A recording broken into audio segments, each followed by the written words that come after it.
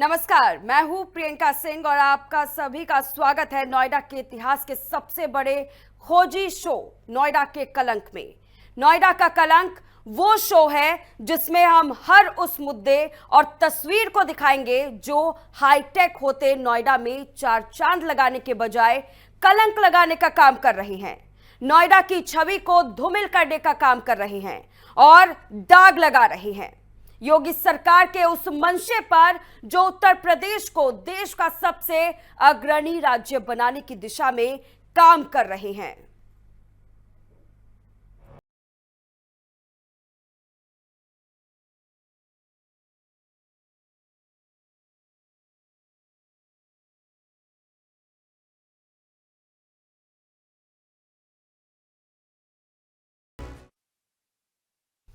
पनीर नाम सुनते ही मुंह में पानी आ जाता है। शादी हो, पार्टी हो, जन्मदिन हो या फिर रविवार की फैमिली दावत, पनीर हर किसी की पहली पसंद है। लेकिन जरा सोचिए, जिस पनीर को आप बड़े ही चाव से खा रहे हैं वो अगर नकली निकले तो?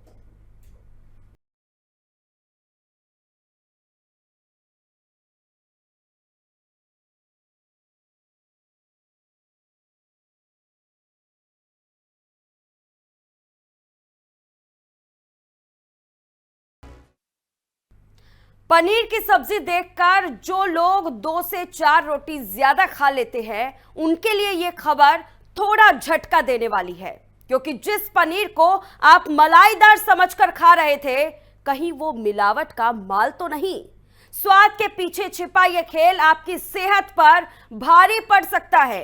अगर आप ये सोच रहे हैं कि आप ब्रांडेड कंपनी का पनीर यूज करते हैं तो घबराने वाली बात नहीं है, ऐसा मत सोचिए, क्योंकि अब वो मिलावट का दौर आ गया है जब आप इन नामचीन कंपनियों के फ्रेंचाइजी पर भी भरोसा नहीं कर सकते हैं।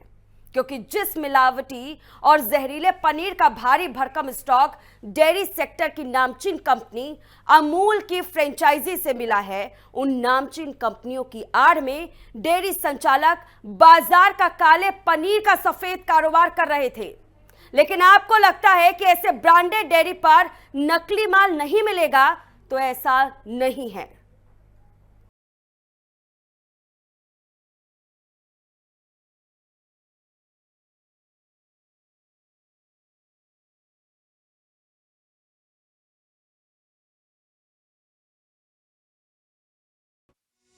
जी हाँ, सबसे पहले आप गिनते जाइए कि तस्वीर में दिख रहे ये शख्स कितने चक्कर लगा रहे हैं।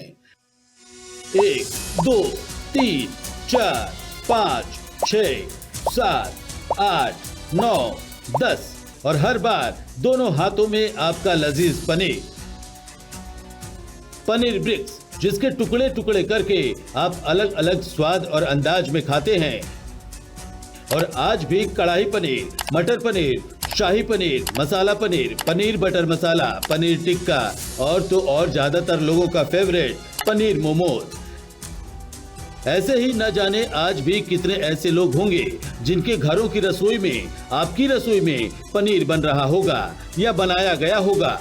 लेकिन क्या आपको पता है कि जिस पनीर को वाह वाह करते आप खा रहे हैं वो असली है या नकली? देखिए कैसे बड़े पैमाने पर पनीर को कूड़ेदान में फेंका जा रहा है। उसी कूड़ेदान में जिसमें रोज आपके घर का कचरा ढोकर इलाके से बाहर फेंका जाता है। तो इसका मतलब क्या है? क्या आप रोज पनीर की जगह कचरा खा रहे हैं? आखिर आपके आसपास बिकने वाला पनीर कितना शुद्ध है? क्या वो पनीर है या फिर केमिकलों का घोल?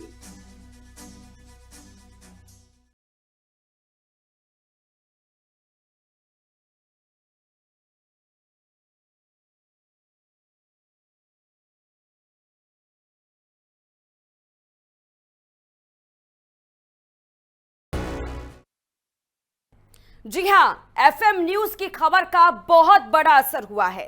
गौतम बुद्ध नगर में खाद्य विभाग ने बड़ी कार्रवाई करते हुए करीब 300 किलो, जी हां 300 किलो संदिग्ध और मिलावटी पनीर को नष्ट कराया है।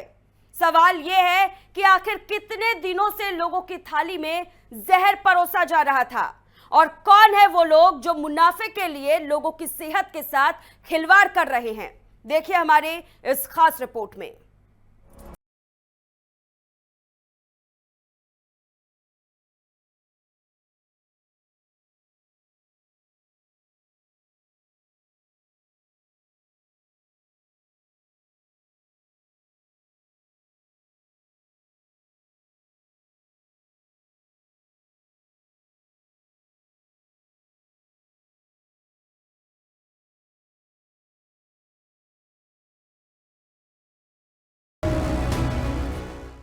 एफएम न्यूज ने चंद रोज पहले दिखाया था कि कैसे भैंस के तबेले में आपकी जुबान का जायका बढ़ाने वाला अचार तैयार किया जा रहा है, जिसे लोग चटकारे मारकर खाते हैं। गाजियाबाद के खोड़ा इलाके में चल रहे तबेले में अचार की खबर चलाए जाने के बाद नोएडा के खाद्य सुरक्षा विभाग ने फुर्ती दिखाई तो पता चला कि नोएडा और ग्रेटर नोएडा में पनीर का कारोबार संदिग्ध है, जहरीला है, मौत का सामान है, सुसाइड पैकेट है।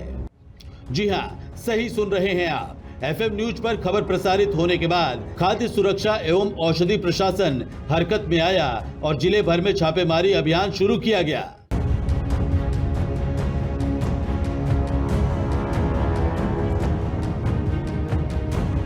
ग्रेटर नोएडा के हल्द्वानी इलाके में एक डेयरी पर खाद्य विभाग की टीम पहुंची। यहां से पनीर का नमूना लिया गया और करीब 100 किलो पनीर पहली नजर में मिलावटी और खाने योग्य नहीं पाया गया।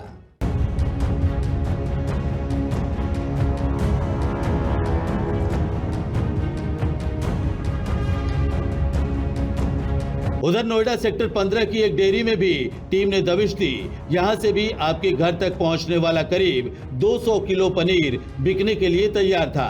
पनीर का सैंपल लिया गया और करीब 200 किलो संदिग्ध पनीर को लोगों की थाली तक पहुंचने से पहले ही रोक दिया गया।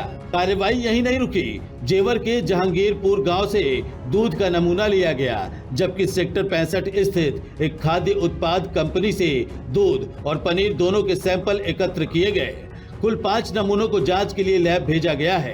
को सुरक्षित एवं गुणवत्तायुक्त खाद्य सामग्री उपलब्ध कराने के उद्देश्य से खाद्य सुरक्षा औषध प्रशासन विभाग की टीमें लगातार कार्रवाई कर रही हैं। इसी श्रृंखला में 18 और 19 जून को अभी तक खाद्य पदार्थ, दुग्ध एवं दुग्ध उत्पादों के 12 नमूने संग्रहित किए जा चुके हैं और प्रथम दृष्टया लगभग 300 किलोग्राम पनीर, जो कि मानव उपभोग के लिए अनुपयुक्त प्रतीत हुआ था, उसका विनिष्टीकरण भी कराया गया है।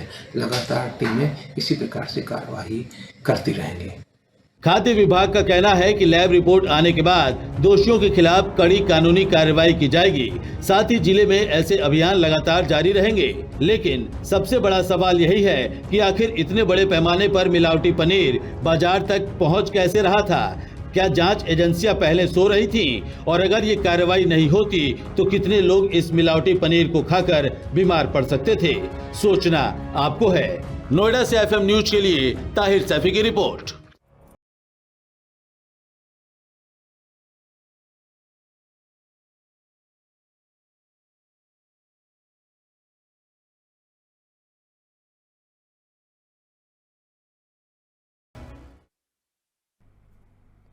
तो नोएडा में पनीर का ये काला कारोबार कितने लंबे समय से चल रहा था, इस पूरे मामले पर किन किन लोगों के ऊपर कार्रवाई हुई है, ये कार्रवाई कहां तक पहुंची है और कौन कौन इस खेल में शामिल है, तमाम मुद्दों पर हम अभी आपको तमाम तफ्तीश से बताएंगे। लेकिन उससे पहले आपको बताते हुए चले कि लगातार नोएडा में इस तरह की कार्रवाई हो रही है और वहां पर इस तरह के धंधे सामने आ रहे हैं। हमारे साथ हमारे संवाददाता ताहिर सैफी भी जुड़ चुके हैं ज्यादा जानकारी के साथ। ताहिर, इस पूरे मामले में किस स्तर की कार्रवाई अब तक हुई है, किन किन लोगों को गिरफ्त में लिया गया है, किन किन इलाके में छापेमारी की गई और सबसे अहम कितना पनीर जब्त किया गया है? देखिए प्रियंका, सबसे पहले आपको बताता चलूं कि एफएम न्यूज की खबर का बहुत बड़ा असर हुआ है। जिस तरीके से बीते दिनों एफएम न्यूज ने दिखाया था कि किस तरीके से जो है खाने की चीजों में जो है मिलावट के कारोबार को अंजाम दिया जा रहा है, तो कुछ जगह ऐसा भी था जहां अचार हो सॉस हो या चटनी हो, वो तबेले के अंदर बनती हुई नजर आती थी या फिर नामी कंपनियों की जो सॉस बनती थी उसमें घोटाले की जो है जांच पाई गई थी, जिसके बाद उनके नमूने जांच के लिए भेजे गए थे। इस खबर को जब प्रमुखता से एफएम न्यूज ने दिखाया था तो उसके बाद जो है खाद्य विभाग जो है हरकत में आता है। फूड विभाग हरकत में आने के बाद लगातार नोएडा के अलग अलग जगहों पर जो है छापेमारी का काम किया जाता है। छापेमारी के दौरान जो है फूड विभाग के अधिकारियों ने कार्रवाई की और 300 क्विंटल जो है नकली पनीर को जो है जब्त कर उसको नष्ट करने का काम किया गया है। ऐसे में सवाल खड़ा होता है कि 300 किलो जब पनीर को जो है जिसको नष्ट किया गया है, तो अगर ये आपके और हमारे घरों तक पहुंचता तो हम और आपको जो है किस तरीके से जो है दिक्कतों का खाने के बाद सामना करना पड़ता है, आने वाला समय बताता। लेकिन जो डॉक्टरों से मेरी बात हुई है, डॉक्टरों का साफ तौर पर कहना है कि अगर आप कोई भी दूषित सब्जी खाते हैं, पनीर खाते हैं या पानी पीते हैं तो उससे आपके शरीर में कई तरीके की बीमारी होने का खतरा बना होता है। और आलम यह होता है कि छोटी सी बीमारी कब आपको कैंसर की तरफ ले जाए, क्योंकि दूषित अगर आप सब्जी खाते हैं तो उसमें कई तरीके के जो है तत्व पाए जाते हैं, वो जो लेड की तरह काम करते हैं और वही लेड जो है शरीर में जाने के बाद कैंसर को उत्पन्न करता है, जिससे आपकी मौत हो सकती है। इसी चीज को ध्यान में रखते हुए जब एफएम न्यूज ने खबर को प्रमुखता से दिखाया था तो खबर के बाद गौतम बुद्ध नगर के फूड विभाग के आला अधिकारी हरकत में आते हैं और लगातार कार्रवाई करते हुए चलते 300 किलो जो पनीर था उसको नष्ट करने का काम किया है। जबकि कई जगह ऐसे हैं जहां पर दूध, पनीर और छाछ के जो है सैंपल लिए गए हैं जो जांच के लिए भेजे गए हैं। अब जांच रिपोर्ट आने के बाद जो है जो कंपनियां हैं इनके खिलाफ कार्रवाई की बात की जा रही है। लेकिन बड़ा सवाल खड़ा होता है कि जब किसी खबर को प्रमुखता से दिखाया जाता है तो उसके बाद प्रशासन हरकत में आता है और कार्रवाई करता है। समय रहते अगर कार्रवाई की जाती तो हो सकता था कि अब से पहले ही इस तरीके की जो घटनाएं हैं उनको रोकने का काम किया जा सकता है। जिस तरीके से मिलावट के कारोबार को अंजाम दिया जा रहा था उसको फौरन ही जो है कंट्रोल करने का काम किया जाता। लेकिन जिस तरीके से एफएम न्यूज ने अपने दर्शकों को खबर दिखाई और खबर को बाकायदा पूरी तरीके से एक मुकाम तक पहुंचाने का काम किया, जिसके बाद जो है जो फूड विभाग है वो हरकत में आता है और कार्रवाई करता हुआ नजर आता है। प्रियंका, बिल्कुल ताहिर, लेकिन यहाँ पर जिस तरह से आप भी जानकारी दे रहे हैं और अभी जो हमने रिपोर्ट भी देखी आपकी उसमें भी ये सीधे तौर पर अमूल जैसे बड़े ब्रांड का नाम भी इसमें शामिल होना वो अपने आप में कई सारे सवाल खड़ा कर रहा है। दूसरी तरफ प्रशासन जो लगातार इस बात का ख्याल रख रही है कि एक के बाद एक नोएडा में मिलावट का खेल जो है वो अपने चरम पर पहुंच रहा है, उसके खिलाफ रोकथाम की जाए। बड़े बड़े यहाँ पर तमाम तैयारियां की जा रही है, बड़े स्तर पर तैयारियां की जा रही है। आखिरकार ये किस तरह की तैयारी है प्रशासन की? प्रशासनिक तौर पर ये कैसा जुमला बांधा जा रहा है? देखिए प्रियंका, आपको सबसे पहले आपका बताता चलूं कि जो अमूल कंपनी का नाम निकलकर सामने आ रहा है, अमूल की कंपनी की आड़ की इन्होंने बाकायदा एजेंसी जिस पर जो है पनीर जो है उपलब्ध हो रहा था, ये अमूल का पनीर नहीं है। मैं क्लियर सबसे पहले आपको कर देना चाहता हूं, अमूल के साथ साथ ये लोकल पनीर खरीदते थे और उसी लोकल पनीर को यहाँ पर नष्ट करने का काम किया गया है। खाद्य विभाग के अधिकारियों से मेरी बात हुई है, उनका साफ तौर पर कहना है कि जिस तरीके से उनको सूचना मिली थी, सूचना मिलने के बाद वो फौरन हरकत में आते हैं और जैसे ही सुबह दुकानों के पास तक पनीर पहुंचता है तो एक के बाद एक अलग अलग टीमें बनाकर छापेमारी की जाती है और छापेमारी के दौरान 300 किलो पनीर को जो है जब्त कर नष्ट करने का काम किया गया है। इसके साथ ही 5 सैंपल ऐसे हैं जो लेकर जो है जांच के लिए भेजे गए हैं। जैसे ही सैंपल रिपोर्ट आती है और नेगेटिव रिपोर्ट आती है, यानी कि मिलावट की रिपोर्ट अगर आती है तो फिर जो है अलग अलग संस्थाओं के खिलाफ कार्रवाई की भी बात कही है। लेकिन यह बड़ा सवाल ये खड़ा होता है कि जब अधिकारियों को दिशा निर्देश पहले ही जारी किए जा चुके हैं, उत्तर प्रदेश के सीएम योगी आदित्यनाथ लगातार कहते चले आ रहे हैं कि जिन अधिकारियों को जो जिम्मा दिया गया है वो उस जिम्मे पर पूरी तरीके से खरे उतरे, वरना उनके खिलाफ कार्रवाई होगी। इसके साथ ही जिस तरीके से अधिकारियों के द्वारा अब जो है छापेमारी की जा रही है, तो अगर ये छापेमारी समय रहते पहले की जाती तो हो सकता था कि इससे पहले जिस तरीके से चीजों में मिलावट निकलकर सामने आई थी, चाहे वो खाने के मामले की जो है बात की जाए, अचार का मामला रहा हो, सॉस का मामला हो या इमली की चटनी का मामला रहा हो, जिस तरीके से एफएम न्यूज ने खबर को प्रमुखता से दिखाया था उसके बाद अब अधिकारी हरकत में आ रहे हैं और कार्रवाई करते हुए नजर आ रहे हैं। ऐसे में सवाल ये अधिकारियों पर खड़ा होता है कि जिन कंधों पर जो है लोगों को स्वच्छ खाना खिलाने और उपलब्ध कराने की जिम्मेवारी दी गई थी, अगर वो समय रहते कार्रवाई करते तो हो सकता है कि अब से पहले ही ऐसे लोगों के खिलाफ कार्रवाई की जाती है और वो सलाखों के पीछे होते। बिल्कुल ताहिर, और इसीलिए हम ये भी जानना चाहेंगे कि आखिरकार इतना बड़ा खेल कैसे नोएडा में चल रहा था? आखिरकार क्या इसके पीछे कोई सप्लाई चेन है या फिर कोई बड़ा नेटवर्क जो इसके पीछे काम कर रहा है? क्योंकि इतने बड़े पैमाने पर मिलावटी पनीर जो है वो बाजार तक पहुंचना कोई आम बात नहीं है, ना ही किसी आम व्यक्ति के हाथों से किया गया ये कोई कार्य है। आखिरकार कैसे, कोई बड़ा सप्लाई चेन या कोई बड़ा गिरोह, कोई बड़ा नेटवर्क इससे जुड़ा हुआ, कोई जानकारी आपके पास? देखिए प्रियंका, आपको बता दूं कि लोकल स्तर पर जो है कुछ लोग जो है अपने घर को ही फैक्ट्री में जो है कन्वर्ट कर लेते हैं और वहीं पर जो है इस गोरख धंधे को अंजाम दिया जाता है। खासकर अगर देहातों की बात की जाए तो कुछ देहातों में जो है इस तरीके के लोग हैं जो घर पर ही पनीर जो है डेवलप करने का काम करते हैं। पनीर बनाने के बाद वो दिल्ली एनसीआर के अलग अलग इलाकों में इस पनीर को सप्लाई करने का काम करते हैं ताकि लोगों के पास तक इस पनीर को पहुंचाने के बाद वे एक मोटा मुनाफा कमाने का काम कर सके। लेकिन जिस तरीके से एफएम न्यूज ने अपनी जो है दर्शकों को जो वादा किया था उस वादे को पूरा करने की खातिर जब लगातार इस तरीके की खबरें निकल कर आ रही थी तो उसको प्रमुखता से दिखाने का काम किया। और यही कारण है कि जब खबरें प्रमुखता से चलाई गई तो उसके बाद वो जो खाद्य अधिकारी है, फूड अधिकारी हैं, वो हरकत में आते हैं और कार्रवाई करते हुए नजर आते हैं। तो सवाल ये खड़ा होता है कि जब पहले से इस चीज की जानकारी थी तो उसके बावजूद क्यों कार्रवाई नहीं की गई? हालांकि अब मेरे फूड विभाग के अधिकारियों से बात हुई है, उनका साफ तौर पर कहना है कि आने वाले दिनों में भी ये अभियान जारी रहेगा और जो इस तरीके के लोग हैं उनको चिन्हित कर उनके खिलाफ कार्रवाई की जाएगी। पहले सैंपलिंग की जाएगी और सैंपलिंग करने के बाद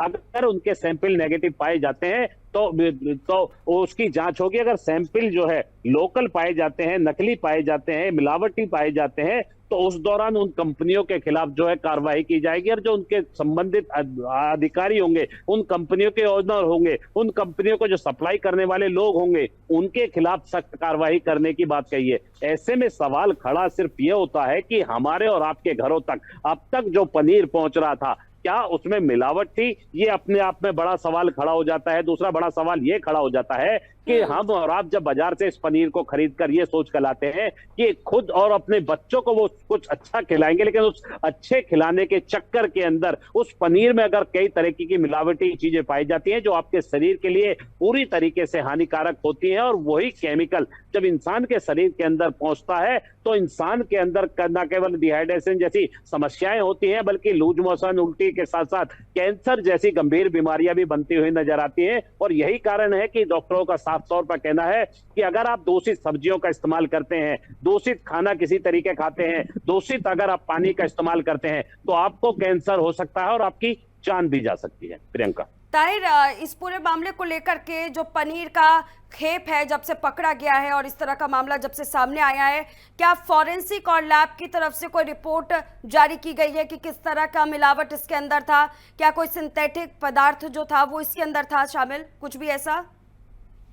देखिए प्रियंका, आपको बता दूं कि क्योंकि कल जिस तरीके से छापेमारी की गई है, आज जिस तरीके से छापेमारी की गई है, 300 किलो पनीर को जब्त करने का काम किया गया है, तो आज ये सैंपल जो है कलेक्ट करके जो संबंधित विभाग है उसको जो है भेज दिए गए हैं ताकि लैब से रिपोर्ट आने के बाद इस बात की क्लियर हो सके कि इसमें कितने तरीके की मिलावट है, कितने तरीके का केमिकल इस्तेमाल किया गया है। तो उस रिपोर्ट को आने में कुछ समय लग जाता है, जिसके बाद जो है अधिकारी जो है संबंधित विभाग या संबंधित कंपनी या संबंधित व्यक्ति या संबंधित लोग के खिलाफ जो है कार्रवाई करते हैं। हालांकि अभी तक रिपोर्ट नहीं आ पाई है। रिपोर्ट आने के बाद जो फूड अधिकारी हैं वो कार्रवाई जरूर करने की बात कर रहे हैं, लेकिन सवाल उनके ऊपर ही ये खड़ा होता है कि जब एफएम न्यूज ने खबर को प्रमुखता से दिखाया तो आखिर उसके बाद अधिकारी अपनी नींद से जागते हैं और नींद से जागने के बाद कार्रवाई करते हुए नजर आते हैं। ये कोई अकेली ऐसी कंपनी नहीं है जहां पर जो है छापेमारी की गई हो, या कोई ऐसी दुकान या कोई ऐसे रेस्टोरेंट नहीं है जहां पर जो है जाकर छापेमारी की गई हो और इतने बड़े पैमाने पर जब्त करने का काम किया गया हो।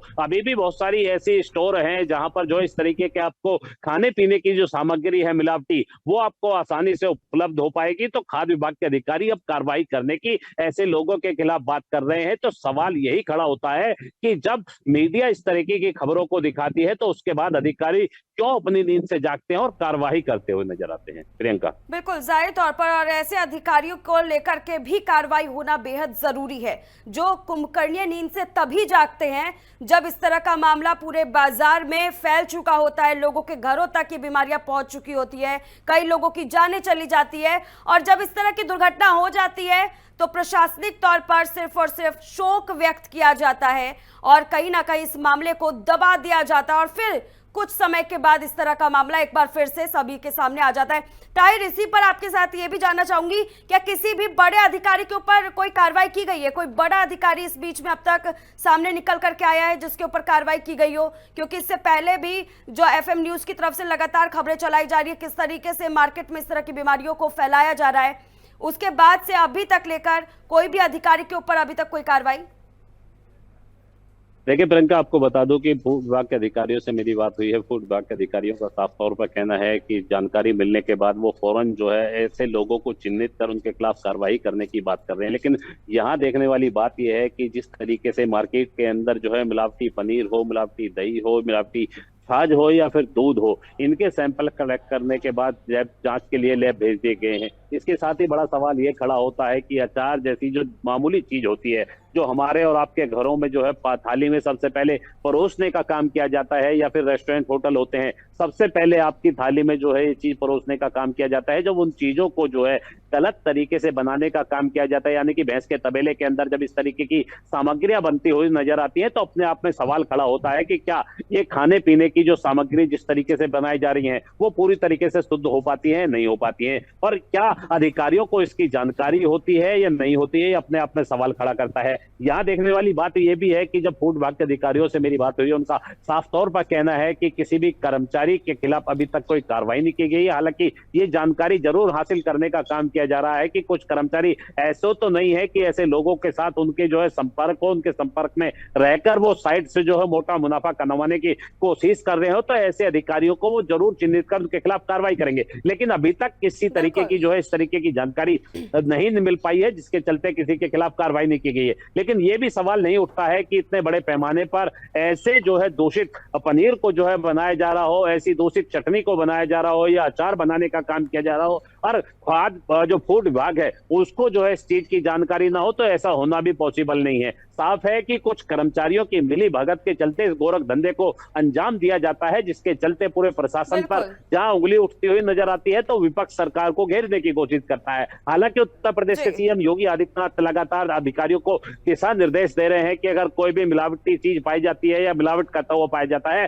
तो उसके खिलाफ सख्त कानूनी कार्रवाई की जाए। लेकिन जमीनी स्तर पर जब ये कार्रवाई नहीं होती है तो लोग मजबूरीवश उसी चीज को खरीदते हुए नजर आते हैं या फिर उसकी वीडियो बनाकर सोशल मीडिया पर वायरल कर देते हैं। लेकिन इससे पूरा अलग जिस तरीके से FM न्यूज लगातार ऐसे लोगों को चिन्हित कराने का काम कर रहा है जो नोएडा को कलंकित करने का काम कर रहे हैं, तो ऐसे लोगों के खिलाफ जब अभियान हम FM न्यूज के द्वारा चलाई गई तो उसके बाद एक कई परतें खुलती हुई नजर आई। और यही कारण है कि अब फूड विभाग के अधिकारी जो है जिस तरीके से मिलावट की चीज बन रही थी उसके बाद हरकत में आते हैं और कार्रवाई करते हुए नजर आते हैं, जिसके चलते 300 किलो पनीर को जो है नष्ट करने का काम किया गया है। तो 5 नमूने भरकर सैंपल के लिए भेज दिए गए हैं लैब पे, ताकि लैब रिपोर्ट आने के बाद इस बात की पुष्टि हो पाए कि किस तरीके के इसमें केमिकलों का इस्तेमाल किया गया है और किस तरीके से लोगों के स्वास्थ्य के साथ खिलवाड़ कर रहे हैं। बेहद शुक्रिया ताहिर हमारे साथ जुड़ने के लिए और तमाम जानकारी साझा करने के लिए। तो नोएडा में एक बड़ा गिरोह सक्रिय है जो पनीर को लेकर के पूरे बाजार में इस तरह की बीमारी फैलाने का काम कर रहा है। लेकिन नोएडा का कलंक के आज के इस खास एपिसोड में हम आपको यही बता रहे थे कि किस तरह से वो अधिकारी जो इस पूरे मामले में संलिप्त है, कहीं ना कहीं से किसी ना किसी का कनेक्शन जुड़ा हुआ है, लेकिन इसी के साथ ही वो अधिकारी भी उतने ही दोषी हैं जो अधिकारी कुंभकर्णीय नींद में सो रहे थे, जिन्होंने कार्रवाई नहीं की। आप लोग की क्या राय है हमें जरूर बताइएगा। फिलहाल हमारे आज इसके इस खास प्रोग्राम में बस इतना ही। रुकते एक छोटे से ब्रेक के लिए।